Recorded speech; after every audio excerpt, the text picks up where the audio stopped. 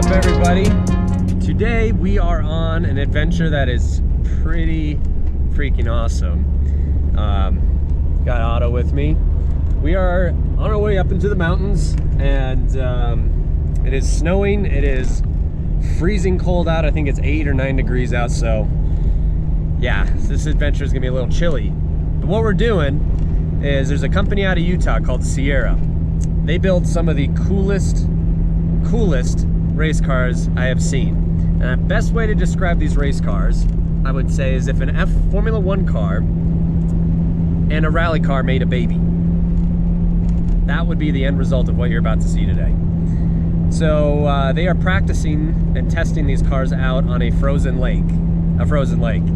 It's Georgetown Lake, and they got a little rally course set up, and I have no idea what to expect, except that it's going to be an absolute riot, and hopefully I can get my hands on the steering wheel and take a lap or two and see what these cars are all about. They're pretty fascinating machines, and I'll get into more depth and detail once I figure out which way I'm going here. But yeah, just wait till you see these things. They're mind-boggling.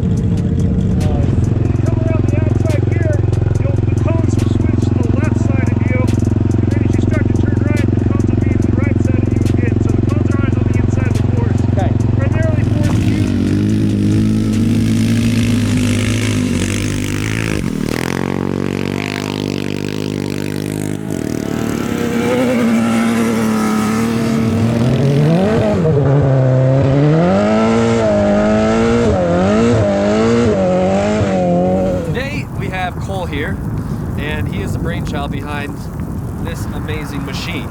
Now, this is called the 700RX, correct? Correct. What was the whole emphasis behind this? I wanted a driving experience that top racers in the world would appreciate. Okay. But, you know, my friends that have basic jobs could afford to do.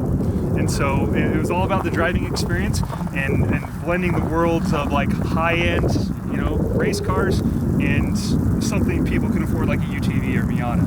And so we have operating costs like a Miata, but we have performance like a McLaren. So and you essentially built this from the ground up. 100%. Yeah. And like, obviously we're literally on a frozen lake right now, and they're out doing winter testing and whatnot. And these spikes on these tires are incredible. What made you think of like the power plant? It sounds like is it 4-cylinder or 2-cylinder? So we offer 2 different engines. The 700 is a single cylinder out of a Yamaha Raptor, and then the 4-cylinder is a Suzuki Hayabusa out of the king of the sport bikes, you know, the big boys. So and it's a manual gearbox? Yep, both of them are manual. This is a 5-speed sequential, and the Busa is a 6-speed. Yeah, sequential. So you're just grabbing gears and smiling. And I can't help but notice these incredible shocks. Yep. Look like something out of a bottle truck. Yeah, so the idea was you had something that can go and compete with the Porsches on the asphalt racetrack, okay, but then you could swap your wheels and tires and go out in the desert. And so we made a lot of advancements on the suspension and chassis tuning to where we can take a car that runs on slicks and then go into the desert simply swapping the wheels and tires. So this gives us all the performance we need for the desert stuff, but it's also precise enough that we can run racing slicks and do an event like Pikes Peak. You can do both worlds off the same shock. Same damper, yeah. And you know, you can tweak out and change the springs if you want it a little bit better, but we feel really good that this is a package that's going to work really well on the asphalt, and you can go out and tear up the desert or sand dunes. And you know, we were talking about the wing and everything. Obviously, we wouldn't really use downforce out here, but on the asphalt, this is pretty important. Yeah, definitely. Aero's huge. We definitely feel something out of this. This is a basic single element wing on the RX-3 over there. That car ran Pikes Peak. That has a big dual element rear wing. So he runs more asphalt stuff. This is good for the desert. And it's just one of those pieces of advancement like you don't see Aero on a UTV. Yeah. You know, they're just not looking for the driving experience. Those are hopped up golf carts in a sense. Completely. And so we started with the driver. That's why it's a single seat car and everything's very driver centric. Yeah. We want all the weight in the center and as low as possible. And we want to be able to race on the asphalt and the desert. So, I mean, another question many people will ask, what's the performance limit? It's like 0 to 60, what's the top speed? Top speed on the 770 miles an hour. The RX-3 is 120, 125, and then the turbo, the Alpha is 150 plus. 150 plus. Yeah, we put a turbocharger on the 1300. So we've built a few of those cars and they're just nasty. It's incredible. And what, have you done like 0 to 60? Yeah, they're in the 2-second range. 2 seconds. Yeah, it's like, you know, if we put a wrinkle wall slick on the turbo car and try real hard, you can get it lower and lower. But I like the fact that I'm a mechanic by trade and I can work on my car all day. I don't want to work on my car. I want to play race car driver. Yeah. And so I just want to get in the car and go. And so without making crazy modifications to the car, yeah, we're seeing in the 2 seconds 0 to 60 times. Incredible. So the RX 700, or I should say the 700 RX, out the door, what does this run? They start at, the RX package is 41.9, I think, and then the base 700 is 32. That's, I mean, the price And point if you for that want to for- build it yourself, we offer the parts package at $22,000, get you everything but the donor quad. So you go find somebody with a quad for a couple grand on Craigslist and buy the parts package and you can build it yourself. So a lot of the expense for us is we hand build every single car. If you're building it, it gets a lot cheaper. So we don't have to increase the costs. price point, think about it, an entry-level race car is like 100K plus, and you're getting something for mid-30s. Well, a funny story with that RX-3 over there. That's a new RX-3, and that has all the bells and whistles on it. That's a $59,000 car. So the owner of it has a GT3 RS.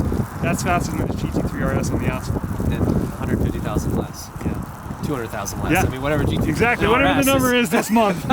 So it's crazy that you can take that car and go and outperform a GT3 RS, which is the pinnacle. I'm a huge Porsche guy. I love the GT3. Yeah. And so it was a kind of a feather in our cap when we were able to beat his RS on the racetrack. So you're not going to bring your RS out here or go do, you know, hill climbs in the dirt with it. So. That's amazing. I think that now the question remains is what are these like to drive, and to get a first-hand view and experience of what essentially is like. Best way to describe this is if a Formula One car and a rally car made a baby. When I first saw this, and you know, we've seen these in the past. My buddy Adam, I think, went out and drove with you guys, and great guy. And I saw this, I was like, this is incredible. Well, you're going to have to drive it to experience it for yourself. That's the cannot only way, wait. because I can tell you how good it is, but I don't have to tell you once you drive it. Then you just know. I will not say no to that.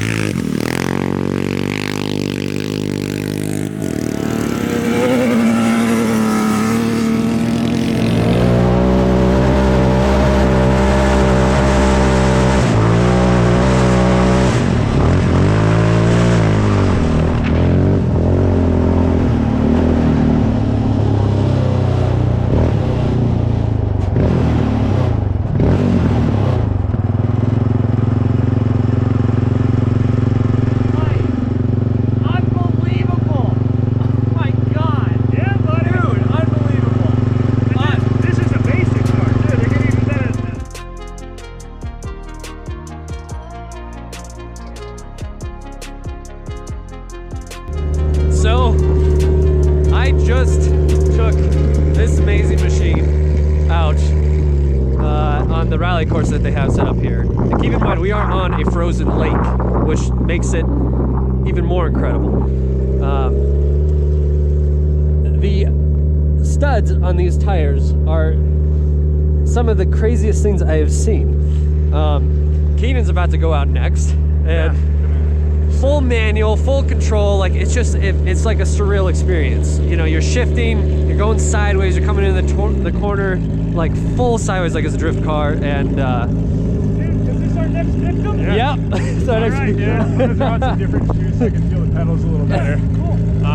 My face was not cold at all. I was gonna say, it was not bad at all. I got my goggles. Yeah. And then my gloves and Unbelievable. zip up and Let's get you in. Cool. You drifting the Tundra was like the best thing I've seen. I wanted to get it full lock, slide one way, and I got it. And he was in the backseat cheering me on too. That was amazing.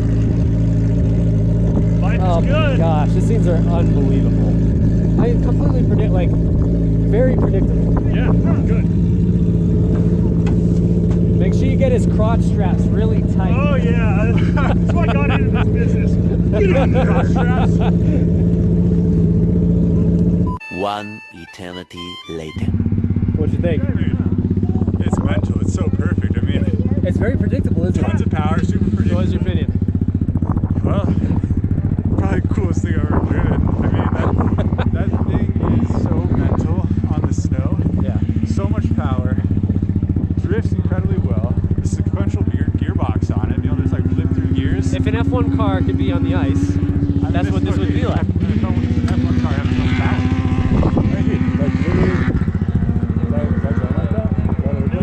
I mean, it looked like that. I couldn't go any faster. I was maxed out.